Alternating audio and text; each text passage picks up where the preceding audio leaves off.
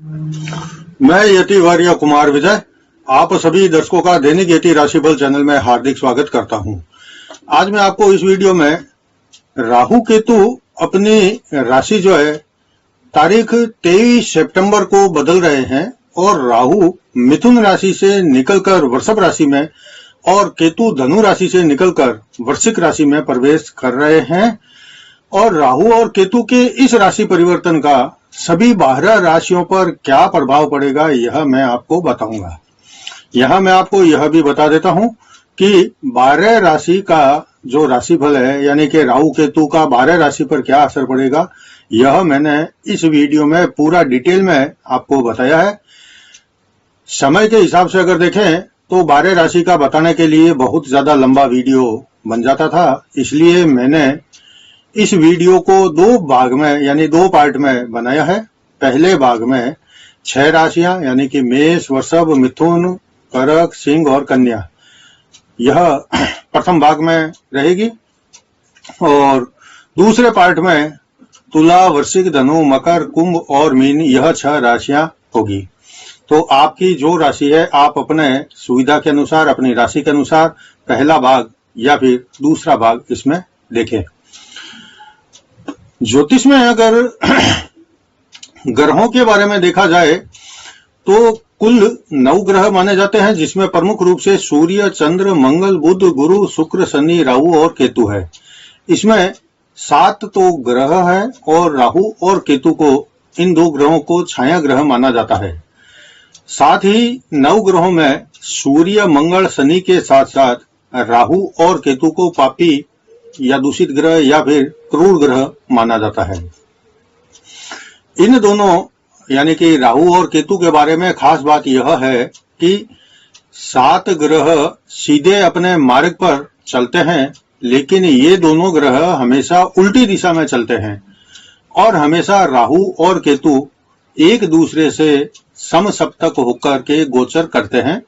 यानी कि राहु अगर मेष में रहेगा तो तुला राशि में केतु रहेगा, अगर वृषभ राशि में राहु रहेगा तो उसकी 7वीं राशि जो वृश्चिक राशि होती है उसमें केतु रहेगा। राहु केतु एक राशि में लगभग 18 महीने तक गोचर करते हैं और ये दोनों ग्रह जिस राशि में भी बैठते हैं वहां से 5वीं, 7वीं और 9वीं दृष्टि से अलग अलग भावों को देखते हैं।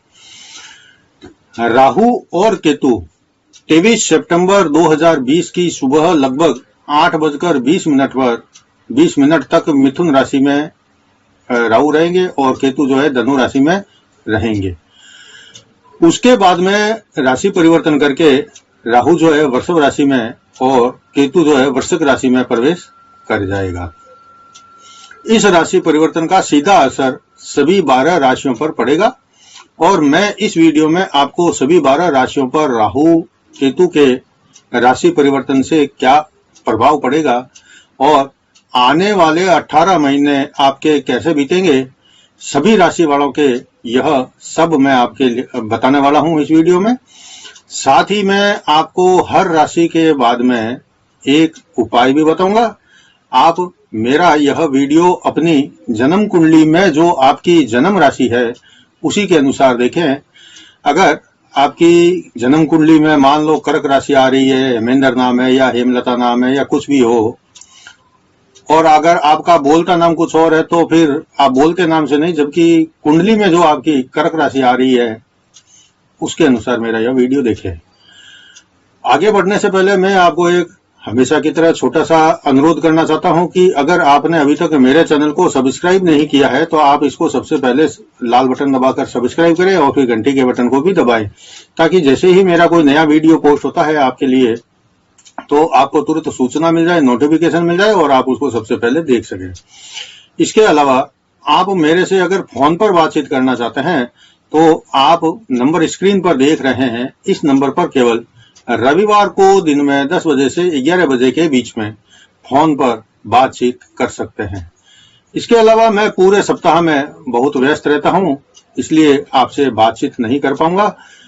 और पूरे सप्ताह में जो लोग अपनी पर्सनल जानकारी के लिए मेरे को कुंडली पूछते हैं, यह शुल्क वाली व्यवस्था है, तो मैं पूरे सप्ताह में उनको कुंडलियां बताने में व्यस्त रहता हूं और बाकी समय में किसी और को बातचीत उस समय में नहीं कर पाता हूं।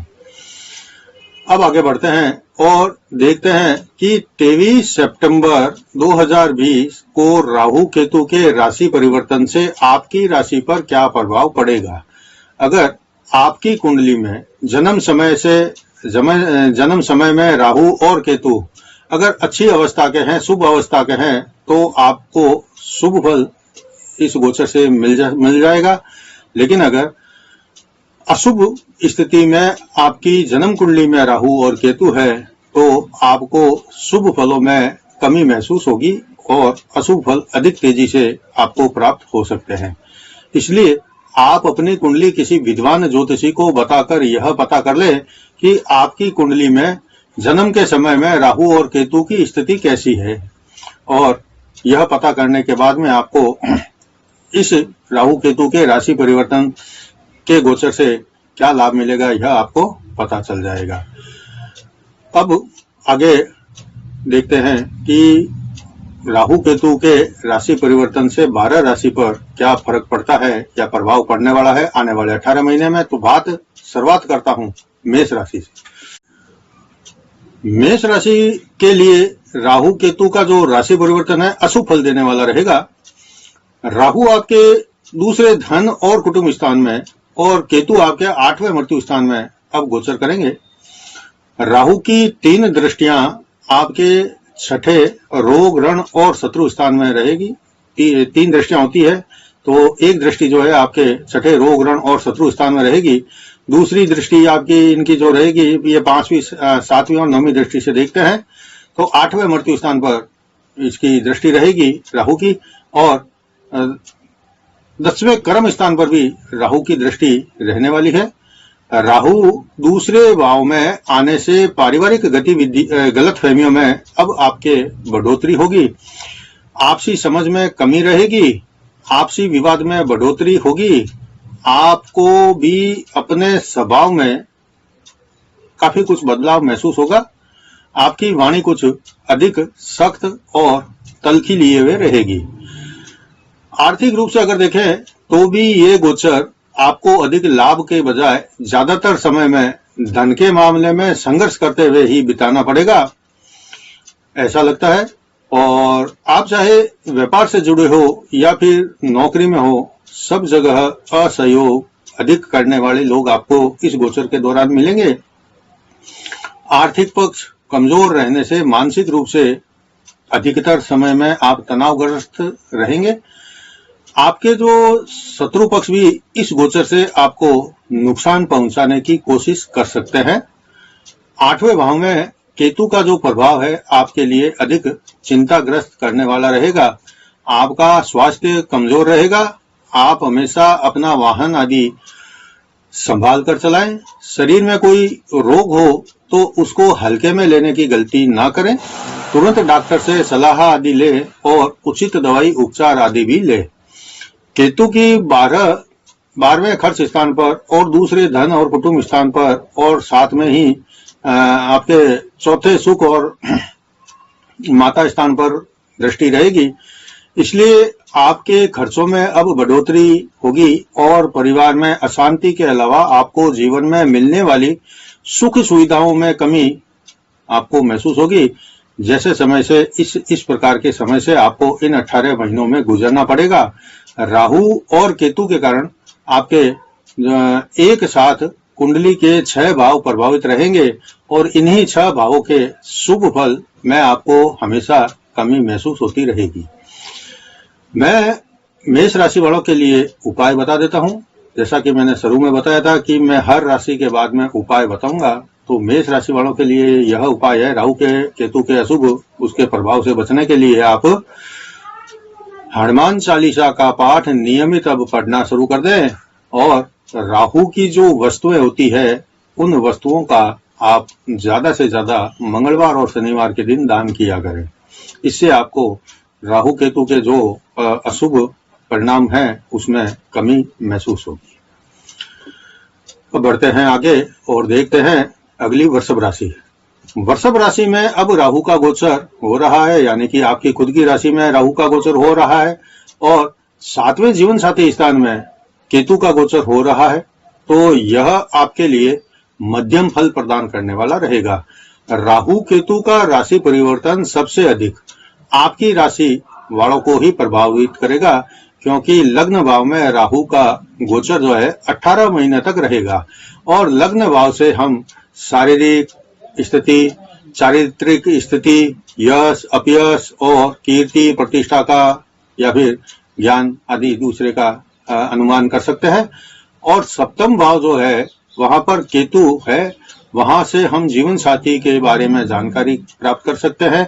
रंग रूप कैसा होगा, व्यवहार कैसा होगा, दाम्पत्य जीवन कैसा होगा, स्वभाव उनका कैसा होगा और साझेदारी के अंदर अगर आपका व्यापार है, किसी के साझेदार के साथ में व्यापार है, तो वह व्यापार आपका लाभ हानि कैसे करेगा उसके बारे में जानकारी मिल सकती है। लगन में राहु बैठकर आपके लग्न के साथ साथ पंचम संतान और शिक्षा स्थान को और 7वें जीवन साथी स्थान को और नवम भाग्य स्थान को अपनी 5वीं, 7वीं और 9वीं दृष्टि से देखेंगे। तो सप्तम भाव से केतु आपके 11वें लाभ स्थान और सप्तम दृष्टि से लग्न को देखेंगे। साथ ही तीसरे भाई बहन स्थान पर भी केतु की दृष्टि रहने वाली है। इसलिए लगन स्थान के जितने भी शुभ फल है उसमें कहीं न कहीं कमी आपको महसूस होगी। साथ ही आपके दाम्पत्य जीवन में भी अब पहले जैसी आसान स्थिति नहीं रहेगी। हर बातों में, हर छोटी छोटी बातों में तू मैं का सामना आपको करना पड़ सकता है। लेकिन एक बात मैं यहाँ आपको बताना बहुत जरूरी समझता हूँ कि इस समय में भाग्य आपके पूरा साथ रहेगा, इसलिए आपके जीवन में बहुत ज्यादा कोई उथल पुथल नहीं होगी। आपकी धार्मिक भावना और धर्म कार्य आपके शुभ समय में साथ देंगे। आप इस समय ज्यादा से ज्यादा इसका असर भी महसूस करेंगे। आप अच्छे रूप में इस का जो परिणाम है आपके धार्मिक कार्यों का या धार्मिक रुचियों का या परमार्थ के काम का, सेवा के काम का, यह इसका परिणाम भी अच्छा मिलता है। यह आप इस समय के अंदर महसूस करेंगे। लगन में राहु हमेशा भ्रम की स्थितियों का निर्माण करता है, तो आपके साथ में भी कुछ ऐसा ही होगा कि कभी आप लोगों को समझने में भूल कर देंगे तो कभी लोग आपको सही से समझ नहीं पाएंगे। लेकिन आपके संतान के लिए यह जो समय है सफलता और लाभ से भरपूर बीतने वाला है।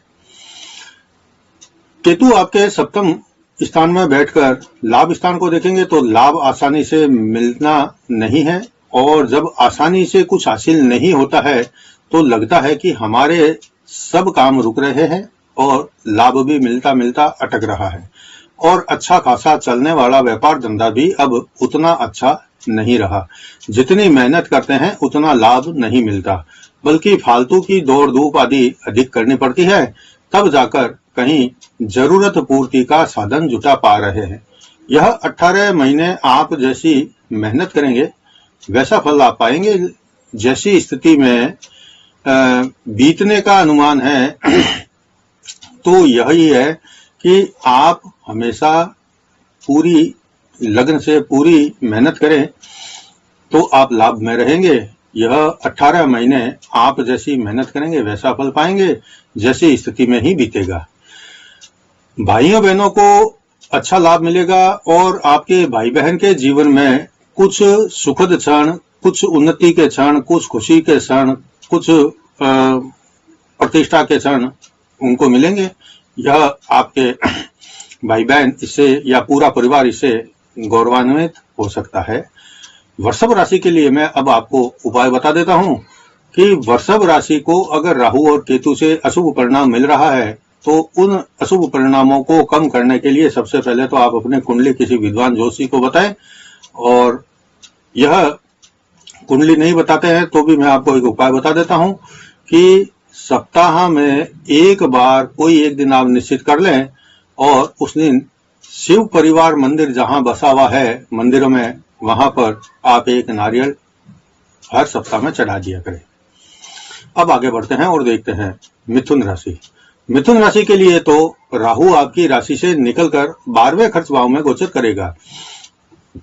इसलिए यह विशेष शुभ फलदायी नहीं रहने वाला। 12वें भाव में राहु बैठकर 5वीं दृष्टि से चौथे सुख, भूमि, भवन, वाहन, नौकर चाकर स्थान को देखेगा। सप्तम दृष्टि से छठे रोग, रण और शत्रु स्थान को भी देखेगा और 8वें मृत्यु स्थान को भी देखेगा। इसलिए आपको इन 4 भावों के सभी शुभ फल में कमी और अशुभ फल में अधिकता ही देखने को मिलने वाली है। व्यापार में लाभ मिलता मिलता रह जाएगा। नौकरी में भी बिना वजह की परेशानियां या फिर ट्रांसफर आदि देखने को आपको मिल सकता है। कोई बड़ा खर्च अचानक करना पड़े, ऐसा समय अचानक आ सकता है। पारिवारिक माहौल भी अशांति से भरा ज्यादातर रहेगा। परिवार में आपसी सौहार्द और प्रेम के वातावरण में कमी महसूस करेंगे। किसी न किसी परिजन की सेहत भी आपके लिए चिंता बढ़ाने वाली हो सकती है। वैसे राहु उन लोगों के लिए जरूर शुभ फल देगा जिनका व्यापार या व्यवसाय या आय का संबंध जो है वह विदेशों से जुड़ा हुआ हो। विदेश जाने की कल्पना आप अब आपकी जो है वह साकार रूप या मूर्त ले सकती है। इस गोचर में आपको भी अपनी सेहत का पूरा ध्यान रखना पड़ेगा। हमेशा हल्का व्यायाम और हल्का भोजन ग्रहण करना ठीक रहेगा। यात्रा में आपको तकलीफ हो सकती है। अपना वाहन आदि धीमी गति और मर्यादित सीमा में ही चलाएं। कानूनी पचड़ों से आप दूर रहें तो ज्यादा अच्छा रहेगा। और केतु आपके लिए छठे रोग, रण और शत्रु स्थान में गोचर करेंगे और आपके 10वें कर्म स्थान को और 12वें खर्च स्थान को और दूसरे धन और कुटुंब स्थान को देखेंगे। ये केतु आपको विशेष विचलित कर सकता है। हर समय मन में कोई न कोई अज्ञात भय और चिंता की स्थिति बनाए रखेगा। आपको ऐसी किसी भी स्थिति से घबराने के बजाय डटकर मुकाबला करने की जरूरत है। आपको अपने आय प्राप्ति के साधनों में भी कुछ कमी के साथ अधिक मेहनत करने की जरूरत है। इस गोचर के दौरान जितना आप अपने खर्चों पर कंट्रोल करेंगे उतना आपके हित में रहेगा। अगर आपने कहीं से कर्ज लिया हुआ है तो वो आगे अब आपका जो कर्ज लिया हुआ है पुराना वह आगे आपके लिए परेशानी का कारण बन सकता है। और अगर कर्ज नहीं लिया है तो इस गोचर के दौरान आपको किसी से कर्ज लेना नहीं है, वरना वापस चुकाने में तकलीफों का सामना आपको करना पड़ेगा। अगर मिथुन राशि वालों को राहु केतु की स्थिति से अशुभ फल मिलता हो, ज्यादा मिल रहा हो या आपकी कुंडली में राहु केतु जन्म के समय से ही अशुभ स्थिति के हैं और इस गोचर से आपको ज्यादा अशुभ फल मिल रहे हैं, तो मैं आपको एक उपाय बता देता हूं। आप वह उपाय जरूर करें। आप मिथुन राशि वाले गणेश जी की और हनुमान जी की उपासना करें। साथ ही गणपति जी को दूर्वा चढ़ाएं और भोग, मोदक का भोग या किसी भी प्रकार का जो है उनको प्रिय जो भोजन होता है उनका भोग लगाएं आप। तो इससे राहु केतु के अशुभ परिणामों में कमी आएगी। अब बढ़ते हैं आगे और देखते हैं कर्क राशि। कर्क राशि के लिए राहु 11वें लाभ स्थान में आ गया है और केतु 5वें संतान और शिक्षा स्थान में आ रहा है। ये दोनों ही आपके लिए शुभ फल प्रदान करने वाले हैं। राहु का लाभ स्थान में और राहु का लाभ स्थान में गोचर और सदैव सुखदायी और शुभ माना जाता है। यानी कि आपके अब जब 11वें लाभ स्थान में राहु का गोचर हुआ है, शुरुआत हुई है, यह गोचर आपके लिए बहुत अच्छा फल देने वाला है, ऐसा माना जाता है और यह आपको वैसे भी अच्छा फल प्रदान करेगा आगे। अब आपकी आय में वृद्धि होगी और आपके मान सम्मान में वृद्धि होगी। राहु आपके 11वें लाभ स्थान में बैठकर तीसरे भाई बहन और पराक्रम स्थान को देखेंगे तो सप्तम दृष्टि से आपके 5वें संतान और शिक्षा स्थान को भी देखेंगे और आपका जो 7वां जीवन साथी स्थान है वहां पर भी राहु की दृष्टि रहने वाली है। यह सब आपके लिए शुभ स्थान में बैठे राहु के कारण शुभ फल प्रदान करने वाली स्थिति रहेगी। आप में हमेशा जोश और उत्साह बना रहेगा। आपके काम अब तेजी से आगे बढ़ेंगे। नया काम शुरू करना चाहते हैं तो ज्यादा आसानी रहेगी। यात्राओं से भी आपको लाभ मिलेगा। आपकी लगभग हर इच्छा अब पूरी होगी और बहुत आसानी से पूरी होगी। राहु की 11वें लाभ स्थान की स्थिति यह बता रही है कि आपका जो दाम्पत्य जीवन है अब कुछ मान मनोबल या फिर मीठी मीठी तकरार या फिर रूठने मनाने वाली स्थिति से गुजरेगा। जो अविवाहित है उनके लिए भी समय अच्छा है। प्रेम प्यार या फिर वैवाहिक जीवन शुरू होने के योग प्रबल बन रहे हैं। कर्क राशि वालों के लिए केतु का 5वें भाव में बैठना नव दंपतियों, खास करके जो महिलाएं गर्भवती है या उनकी जो पहली बार गर्भवती हो रही है, उनके लिए अच्छा नहीं रहने वाला है। केतु की दृष्टि आपके 9वें भाग्य स्थान पर रहेगी और सप्तम दृष्टि आपके 11वें लाभ स्थान पर रहेगी। आपके लगन भाव पर भी केतु की दृष्टि रहेगी, इसलिए ये गोचर आपके लिए काफी संघर्षों से भरपूर रहने वाला और कुछ दुख प्रदान करने वाला रहेगा। आपको अपनी जिद या अहंकार के कारण कुछ नुकसान उठाना पड़ेगा या परिवार के सदस्यों के साथ में लड़ाई झगड़ा भी हो सकता है। आपको अपने परिवार से बनाकर रखने में मुश्किलों का सामना करना पड़ेगा। अगर कर्क राशि वालों को राहु या केतु के गोचर से कहीं अड़चन आती है या थोड़ा अशुभ परिणाम मिलता है, तो कर्क राशि वालों के लिए मैं उपाय बता देता हूं कि अगर कर्क राशि वाले रोजाना हनुमान जी के मंदिर में जाकर दर्शन करें और मंगलवार या फिर शनिवार को सिंदूर का चोला चढ़ाएं तो ज्यादा अच्छा रहेगा और शुभ फल प्राप्त होंगे। अब बात करते हैं सिंह राशि की। सिंह राशि के लिए राहु का गोचर 10वें कर्म भाव में और केतु का गोचर 4थे सुख स्थान में हो रहा है। 10वें कर्म भाव में राहु का गोचर शुभ फल देने वाला माना जाता है। 10म कर्म स्थान में संबंध इसका जो 10म कर्म स्थान से जो संबंध रखता है वह अच्छा माना जाता है।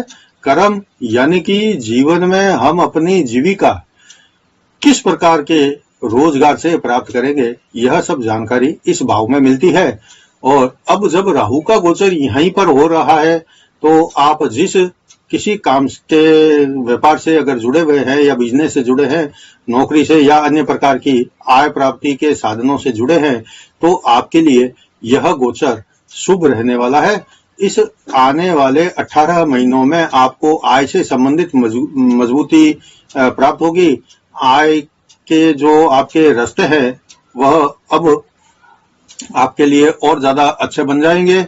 नौकरी में उन्नति, तरक्की, प्रमोशन के योग इस 18 महीने में बनेंगे, मगर राहु की दृष्टि आपके दूसरे धन और कुटुंब स्थान पर रहेगी, इसलिए आपको पारिवारिक सुख शांति में कमी महसूस होगी। आपको अपनी वाणी पर कंट्रोल रखना पड़ेगा, वरना छोटी छोटी बातें झगड़े का कारण बन सकती है। आपने अगर किसी को कड़वे शब्द में कुछ कहा तो आपका भी अपमान हो सकता है। सप्तम दृष्टि 4थे सुख स्थान पर रहेगी, यह आपके लिए अच्छा जीवन में भौतिक सुख सुविधाओं को प्रदान करने वाला रहेगा। माता की सेहत पर थोड़ा विपरीत असर पड़ सकता है और राहु की नजर आपके 6ठे रोग, ऋण और शत्रु स्थान पर भी रहेगी, इसलिए आपको कर्ज मुक्ति के प्रयासों में अब धीरे धीरे सफलता मिलेगी। लेकिन कारोबार के सिलसिले में कुछ यात्राओं को अनमने ढंग से पूरा करना पड़ेगा। स्वास्थ्य ऐसे तो 18 महीने में आपका लगभग ठीक रहेगा, लेकिन 23 तारीख के आसपास में जब राहु केतु राशि परिवर्तन कर रहे होंगे, इसके या तो पहले या थोड़ा बाद में एक बार आपके स्वास्थ्य पर इसका असर जरूर पड़ेगा। केतु आपके 4थे सुख स्थान में गोचर करेगा। आपको धार्मिक रीति रिवाजों में खर्च यह करवाने वाला रहेगा। आपकी सोची हुई धारणाएं कहीं कहीं गलत भी हो सकती है, लेकिन आपको अपने लक्ष्य के नजदीक ले जाएगा। केतु की नजर आपके 8वें मृत्यु स्थान पर और 10वें कर्म भाव पर और 12वें खर्च स्थान पर पड़ेगी। तो 8वें और 12वें भाव पर केतु की दृष्टि का अधिक शुभ फल मिलने वाला नहीं है।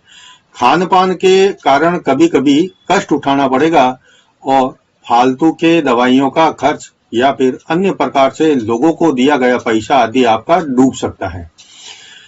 अब मैं सिंह राशि के लोगों के लिए उपाय बता देता हूं कि अगर सिंह राशि वाले लोगों को राहु और केतु से कुछ परेशानी का सामना करना पड़ रहा है, तो सबसे पहले तो मेरा यही आपसे अनुरोध है कि आप किसी विद्वान ज्योतिषी को अपनी कुंडली बताएं और उसका आप पूछ लें कि राहु और केतु का आपके जीवन में कितना योगदान है, शुभ है या अशुभ है, और यह जो गोचर आ रहा है इसका आपको अच्छा फल मिलेगा, नहीं मिलेगा, अगर मिलेगा तो क्या करने से मिलेगा। तो सिंह राशि वाले अगर राहु की वस्तुओं का सप्ताह में मंगलवार और शनिवार के दिन दान करें, साथ में ही किसी भी मंदिर में मंगलवार को एक नारियल जो पूजा वाला होता है वहां जरूर चढ़ाएं, तो इससे राहु केतु के जो अशुभ परिणाम है आपके लिए उसमें कमी रहेगी। अब देखते हैं कन्या राशि। कन्या राशि इस प्रथम भाग की वीडियो की अंतिम राशि है, क्योंकि मैंने आपको पहले ही बताया था कि वीडियो बहुत ज्यादा लंबा हो जाने के कारण मैं पहले भाग में 6 राशि और दूसरे भाग में 6 राशि बताऊंगा। तो आपको अपनी राशि जिस भाग में भी आती है, पहले भाग में मेष, वृषभ, मिथुन, कर्क, सिंह, कन्या तक, दूसरे भाग में तुला, वृश्चिक, धनु, मकर, कुंभ और मीन तक, तो आपकी जो राशि है जिस भाग की आप उसमें देख सकते हैं। अब शुरू करते हैं कन्या राशि। कन्या राशि के लिए राहु का गोचर अब 9वें भाग्य स्थान में और केतु का गोचर आपके तीसरे भाई बहन और पराक्रम स्थान में हो रहा है। ये गोचर आपके लिए सामान्य समय बिताएगा, ऐसा सूचक है। आपके समय में या जीवन में इसका बहुत बड़ा कोई प्रभाव या बुरा असर पड़ेगा ऐसी थोड़ी कम संभावना है, लेकिन ये बात जरूर है कि अब आपको बहुत कुछ आसानी से तो बिल्कुल भी नहीं मिलने वाला है। हर क्षेत्र में कुछ थोड़ा अधिक मेहनत करनी पड़ेगी, उसके बाद में आपको लाभ मिलेगा। हालांकि ये समय आपके लिए अनुभव प्राप्ति के लिए सबसे बेहतरीन समय रहेगा। इस समय में आपको अपने और परायों का फर्क स्पष्ट समझ आ जाएगा। ये अनुभव आपके आगे जीवन के लिए एक बहुत ही बड़ा उपयोगी सबक भी रहेगा। परिणाम भले ही आपकी आशा के अनुरूप ना मिले, लेकिन अनमोल अनुभव जरूर अधिक मिलेंगे। आप अगर खेल से या राजनीति से या फिल्म लाइन से या लेखन से संबंध रखते हैं, तो ये अवसर आपके लिए मान प्रतिष्ठा बढ़ाने वाला, धन का सुख देने वाला और जीवन में 2 पायदान ऊपर उठाने वाला साबित होगा। इस गोचर के कारण आपको जमीन, जायदाद और खेत आदि का लाभ मिलेगा। जिनके पास में अपना वाहन नहीं है वो भी अब वाहन का सुख भोग सकेंगे या ले सकते हैं। केतु आपके तीसरे भाई बहन और पराक्रम स्थान में गोचर करेगा, इस वजह से परिश्रम का पूरा लाभ आपको मिलेगा। भाग्य भी आपका साथ देगा। नए काम शुरू करने के लिए सुविधाओं युक्त सहायक माहौल बनाएगा। यात्रा से कष्ट हो सकता है, लेकिन परिवार में सहयोग और असहयोग की भावनाएं बनती और बिगड़ती रहेगी। केतु की दृष्टि आपके सप्तम जीवन साथी स्थान और नवम भाग्य स्थान के साथ साथ आपके 11वें लाभ स्थान पर रहेगी। अविवाहित अब अपने विवाह के बारे में सोच सकते हैं या उनको रिश्ता मिल जाएगा, या जो अविवाहित युवक युवतियां हैं अब वह अपने जीवन साथी के सपने सजा सकते हैं। प्रेम करने वालों को जरूर इस 18 महीने में खुशी मिलेगी। आपका प्रेम जो है वो बहुत मजबूत रहेगा, विश्वसनीय रहेगा और 18 महीनों के बीच में आपका जो समय है, हर समय आपका जो ध्यान है वह अपने से अपोजिट लिंगी की तरफ ज्यादा आकर्षित रहने वाला है। कन्या राशि वालों के लिए अगर राहु केतु का फल अच्छा नहीं मिल रहा है या आपको ऐसा महसूस हो रहा है तो मैं उपाय बता देता हूं। वैसे आप अपनी कुंडली किसी को बताकर जन्म समय में राहु केतु की स्थिति का पता कर लेना और उसके हिसाब से आप उपाय करना। लेकिन यह जो गोचर चल रहा है इसका शुभ फल पाने के लिए मैं आपको उपाय बता देता हूं कि आप कन्या राशि वाले बुधवार को हरे कपड़े में लपेटकर एक पूजा वाला नारियल और किलो, सवा किलो या आधा किलो जितने आपकी सामर्थ्य शक्ति हो इतने मूंग और एक पूजा में काम आने वाली जो छोटी सुपारी होती है वह हरे कपड़े में बांधकर गणपति जी के, गणेश जी के मंदिर में या फिर वहां के जो पुजारी जी होते हैं मंदिर के उनको भेंट में दे दे, तो इससे आपके राहु केतु के अशुभ फलों में कमी आएगी। यह थी इस वीडियो के प्रथम भाग के अंदर मेष राशि से कन्या राशि तक की जानकारी। कि राहु और केतु 23 सितंबर को राशि परिवर्तन करके मिथुन राशि से निकलकर राहु वृषभ राशि में और केतु जो है धनु राशि से निकलकर वृश्चिक राशि में प्रवेश कर रहे हैं, तो इनका असर मेष राशि से छठी कन्या राशि तक क्या पड़ेगा यह मैंने बताया। अब जिनकी तुला राशि, वृश्चिक राशि, धनु राशि, मकर राशि और कुंभ राशि है, वह मेरा दूसरा पार्ट जरूर देखें। उस पार्ट में मैंने आपके राशि के लिए भी ऐसे ही खुलकर डिटेल में संपूर्ण जानकारी दी है। अगर आपको मेरा यह वीडियो पसंद आया है तो आप इसको लाइक जरूर करें। दूसरे भाग में जल्दी ही मिलता हूं मैं तुला राशि, वृश्चिक राशि, धनु राशि, मकर राशि, कुंभ राशि और मीन राशि का राशि परिवर्तन लेकर। तब तक जय जिनेंद्र।